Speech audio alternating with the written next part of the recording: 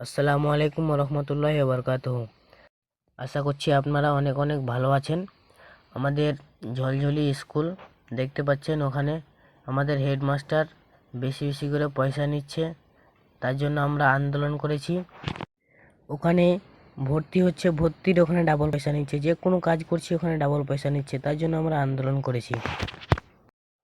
আমাদের এই ঝামেলাতে অনেক পুলিশও এসেছে। কি বলে শুনুন।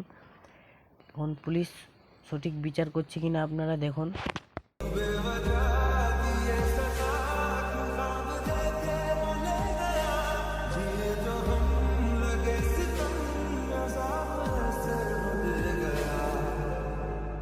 যে সরকারের যা নির্ধারিত ফিজ আছে তার থেকে যদি কেউ 5 টাকা 10 টাকা 50 টাকা কেউ যদি কোনো ফিজ চায়, দয়া করে আমাকে জানাবেন, তাহলে তার বিরুদ্ধে এফআইআর হবে, তদন্ত হবে। বোঝা গেল? কিন্তু যদি আপনি বলেন 2015 সালে কি হয়েছে, 22 সালে কি হয়েছে, এই করতে গেলে এই জিনিস কখনোই চলবে না। আর একটা জিনিস আমাকে সবাই স্টুডেন্টরা বলছে, এখানে একটা নাকি উনি বাড়ি ঘর করে এখানে নিজস্ব একটা পার্সোনাল প্রপার্টি টাইপ করেছে আর কি। ওনাকে অনুরোধ করব, যদি এটা ঠিক হয় তাহলে এটাকে পার্সোনাল প্রপার্টি না, এটা গভর্নমেন্ট প্রপার্টি, এটাকে সম্মান করুন। এটা একটা ইনস্টিটিউশন, শিক্ষা প্রতিষ্ঠান। এখানে গরিব মানুষের স্বার্থ দেখার, গরিব মেহনতি মানুষের লোকেরাই পড়ে, না হলে বড় বড় লোকের ছেলেমেয়েরা তো ওই সেন্ট জেভিয়ার্সে পড়বে, টেকনো ইন্ডিয়াতে পড়ে, তারা কেন্দ্রীয় বিদ্যালয় আছে পড়ে, এখানে পড়ে। এখানকার যারা স্টুডেন্ট আছে তাদের স্বার্থ রক্ষা করা, তাদের মানবাধিকার রক্ষা করা, এটা প্রশাসনের কর্তব্য, এবং সেটা আমার কাছে 1 নম্বর কর্তব্যের মধ্যে পড়ে। তার জন্য আমি আপনাদেরকে বলবো, পুরানো জিনিসকে না টেনে নতুন করে কেউ কোনো কিছু যদি দেখেন এইরকম ভাবে, তাহলে প্রশাসনকে জানান। আমি আপনাকে বলছি, আপনি বিচার পাবেন। যদি না পান তাহলে আপনার কাছে এখানে আর বলতেই আসবো না কোনো। আর এই সব যে উল্টোপাল্টা ব্যাঙের ছাতার মতো যে সিস্টেম তৈরি হয়েছে, যদি ওনাকে আমি বলবো এই সিস্টেম ভেঙে দেন। আপনি আপনার বাড়িতে ঘর ভাড়া নিয়ে থাকেন, এখানে থাকার কোনো দরকার নেই। যদি কোনো হোস্টেল করে একটা এই সরকারি ইনস্টিটিউশনে করেন, ওটা আপনার একটা লাভজনক শিল্পের মতো হয়ে যাচ্ছে, ওটা আপনি বাদ দেন। যার কাছ থেকে যা এইসব করতে চাইছেন, এগুলোর কোনোটাই হবে না। ওনার জন্য কিছু টিচার দেখলাম যে উনি যাদেরকে রিক্রুটমেন্ট করেছেন আনঅথরাইজড ভাবে, যেটা সরকারিভাবে নয়, তাদের আমি বিরুদ্ধে নয়, কিন্তু এটা ঠিক সেই লোকগুলোকে খুশি করার জন্য ওনাকে এইসব স্টুডেন্টদের কাছ থেকে, গরিব ছেলে মেয়েদের কাছ থেকে তাদেরকে ট্যাক্স আদায় করছেন, সেই ট্যাক্স ওনাদেরকে কিছু ভাগ দিচ্ছেন, নিজেও তার উনি কি করছেন আমি এসব বলতে যাচ্ছি না আর কি। তো দয়া করে আপনাদের প্রত্যেকের কাছে অনুরোধ, যারা গার্জেন আছেন, যারা স্টুডেন্ট আছেন,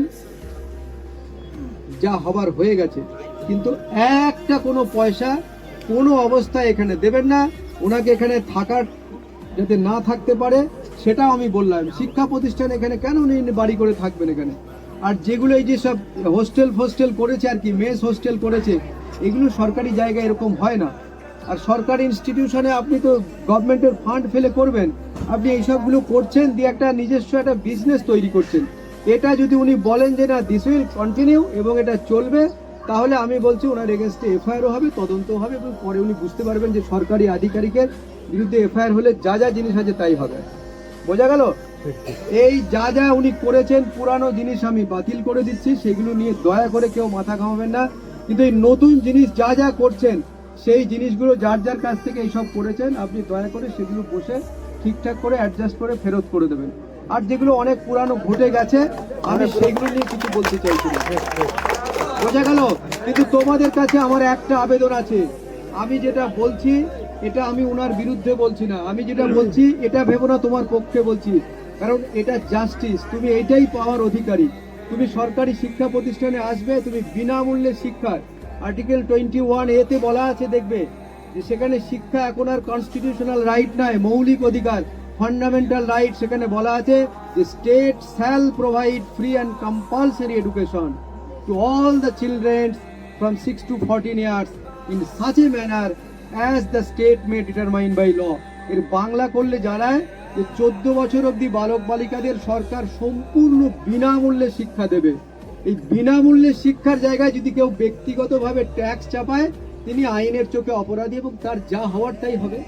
এটা নিয়ে কাউরির কোনো করার দরকার নেই। ব্যক্তিগতভাবে হেডমাস্টার মশাই আমার শত্রু নন, তোমরাও কেউ আমার শত্রু নাও, কেউ মিত্র নাও। আমি প্রথম দিন এসে এটাই বলতে চাইছি, তোমাদের স্বার্থ সুরক্ষিত করা প্রশাসনের কাজ, তোমরা প্রশাসনকে জানাবে যদি এরকম কোনো একটা জিনিসের তোমরা মানে দেখতে পাও যে ইল্লিগাল কোনো কাজ হচ্ছে, কোনো অনিয়ম হচ্ছে, তাহলে তোমরা জানাবে। যার জন্যই আমি প্রথমেই ফোন নাম্বারটা দিয়ে গেলাম। বোঝা গেল? এই ফোন নাম্বারটা আমি তোমাকে দিয়ে গেলাম, এই ফোন নাম্বারটা কাজে লাগিও, এটা অকাজে লাগিও না, কাজে লাগিও। আর এই বছরে এই 2026-এ যে সমস্ত রংদারি ট্যাক্স নেওয়া হয়েছে, I would advise to all the teachers যাদেরকে রিটার্ন করে দেওয়া। ঠিক আছে? এইটা শোনাই দাঁড়াও, এই জিনিসটা এখন কেউ এরকম করবে না। আমি কয়েকদিন পরে আবার একটা ডেট করে এখানে আসব, এসে হেডমাস্টার মশাই বা অন্য টিচার যারা আছে তাদের সঙ্গে কথা বলে আমি এটা ঠিক করে তোমরা যাতে তোমাদের এইসব ভুলভাল পয়সা যাতে ফেরত পাও সেটা আমি দেখব। ঠিক আছে? কিন্তু এর আগে এর পরে কিন্তু একটাও কোনো ললেসনেস হবে না। ললেসনেস যদি হয়, নিজের হাতে আইন তুলে নাও, তাহলে তোমরা তোমাদের মতো করতে পারো, তাহলে আমাকে ডাকার কোনো দরকার নেই। আমি এখানে পুলিশ অফিসারের একটা মজার ডায়লগ শুনে নিন, আপনাদের কাজে লাগতে পারে, তাই বলছি ডায়লগটা শুনুন।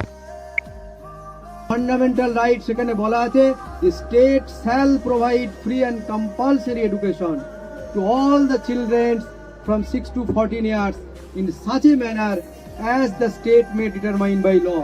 এর বাংলা করলে জানায় যে 14 বছর অবধি বালক বালিকাদের সরকার সম্পূর্ণ বিনামূল্যে শিক্ষা দেবে। এই বিনামূল্যে শিক্ষার জায়গায় যদি কেউ ব্যক্তিগতভাবে ট্যাক্স চাপায়, তিনি আইনের চোখে অপরাধী এবং তার যা হওয়ার তাই হবে।